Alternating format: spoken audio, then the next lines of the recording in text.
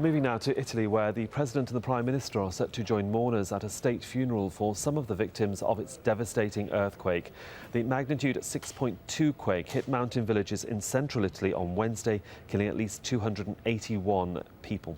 Let's get the latest now from Turton, who's in Ascoli Piceno, where those funerals are taking place. And you're at the location where some of the coffins are placed ceremonially, in an awfully sombre day, not just for that area of Italy, but for the whole country. Yes, indeed, and the fact that the Prime Minister and the President are coming up to the state funeral really shows the nation is mourning and paying its respects. Here there are to be 35 of the victims who died in the Marche region, that's Pescara del Tronto, Acquata del Tronto regions and the hamlets surrounding there.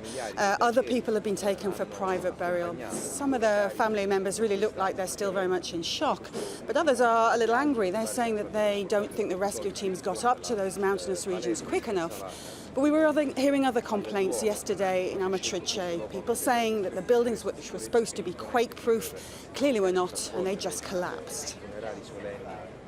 Centuries-old stone now in danger of crashing down.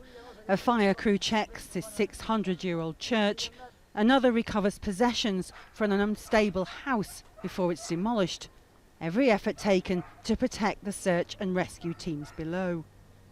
So far, they've only covered the surface of this mountain of rubble. Next, they'll go much deeper. 2 more bodies were recovered in Amatrice on Friday. The only sign, a silent ambulance leaving the quake zone. People now want answers. This town is on a fault line. Why did so many buildings collapse?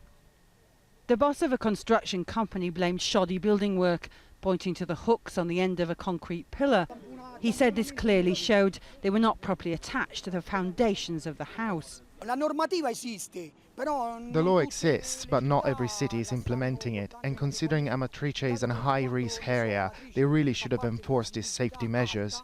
Maybe it costs too much money, but that cannot be the end of it. This school was refurbished in 2012 to what were described as the highest quake-proof standards. And the local mayor has said that he was told by technicians that it was structurally sound. But local parents have told us they repeatedly raised concerns to the authorities about the condition of the school and were told there was nothing to worry about. An investigation into those responsible for the school works has been launched, but the Italian Prime Minister isn't convinced the damage could have been prevented. We can't think that, given its nature, this quake could have been prevented with different building techniques, especially in medieval towns as these, but I also believe that Italy must have a vision which goes beyond dealing with emergencies. His words will come as cold comfort to parents of children who died in this quake, or to those whose children were due back at this school next week. And cold comfort to the relatives that are filing in here to the gymnasium for the state funeral today. They were able to sit by the coffins of their loved ones from yesterday, and we saw even a cocker spaniel that clearly had lost its owner just sat by one of the coffins and didn't want to move.